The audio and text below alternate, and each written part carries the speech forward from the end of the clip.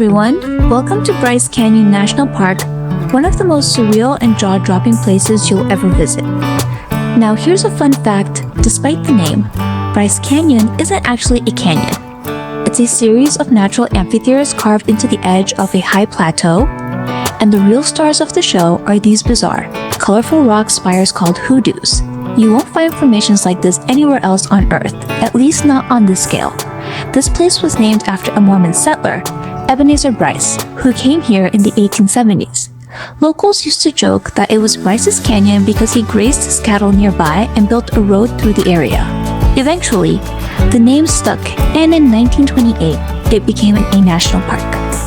The landscape you see today was shaped over millions of years by water, ice, and wind. Rain and snowmelt seep into cracks in the rock, freeze, and expand, breaking the cliffs apart bit by bit. Over time, that process carved out the hoodoos, fins, and arches we're seeing now. At over 8,000 feet above sea level, the views are unreal. You've got bright orange and red rocks, deep blue skies, and in winter, even patches of snow that make everything pop. Bryce is also known for having one of the darkest night skies in the US, so if you stick around after sunset, the stargazing is out of this world. Let's go explore. Alright, we're starting our hike on the Queen's Garden Trail, and honestly, this is one of the most magical ways to enter Bryce Canyon.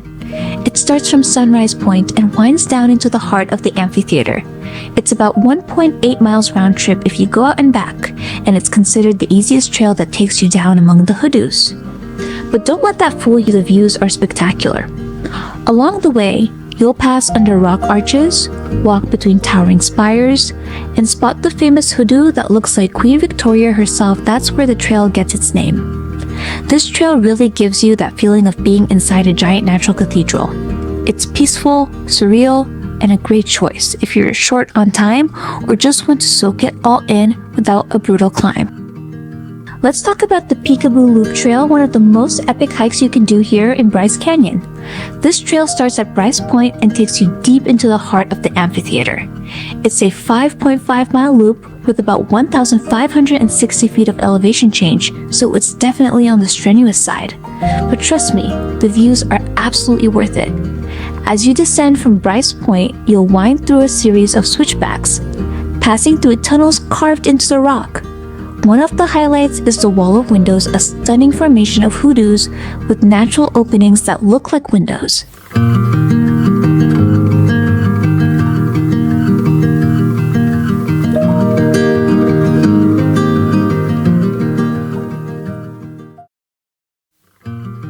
Now, the Navajo Loop Trail is the classic Bryce Canyon hike. It starts right at Sunset Point and drops steeply into the canyon. You've probably seen pictures of those insane switchbacks that's Wall Street, and it's even more impressive in person. This loop is just over 1.3 miles, but it packs a punch. You'll pass famous formations like Thor's Hammer and Two Bridges, and hike through narrow slot canyons and towering walls of orange rock. The elevation change is around 550 feet, so it's short, but steep, especially coming back up. If you're up for a longer adventure, a lot of people combine Queen's Garden and Navajo Loop into one continuous hike about 3 miles total, and you get the best of both worlds, a gentle descent and a dramatic climb out. Climbing back up through the Navajo Loop is definitely a bit of a workout. You'll hit those classic zigzag switchbacks that feel like a stairmaster built into the canyon wall. But take your time, every turn gives you a new angle of the hoodoos. Eventually, you'll pop out near Sunrise Point, and the views from the top make every step worth it.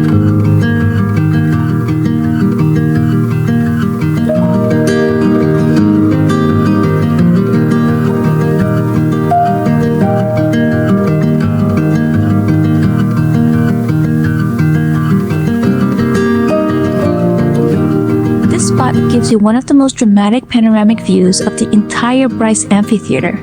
From up here, you can see thousands of hoodoos stretching across the landscape like a stone forest, with layers of red, orange, and white glowing in the sunlight. There are actually 3 levels you can climb to lower, middle, and upper inspiration point, each one higher than the last, and each offering an even more breathtaking view. The climb is a little steep, but totally worth it. Pro tip, Come here early in the morning or late afternoon for the best lighting. The shadows make the hoodoos look even more amazing.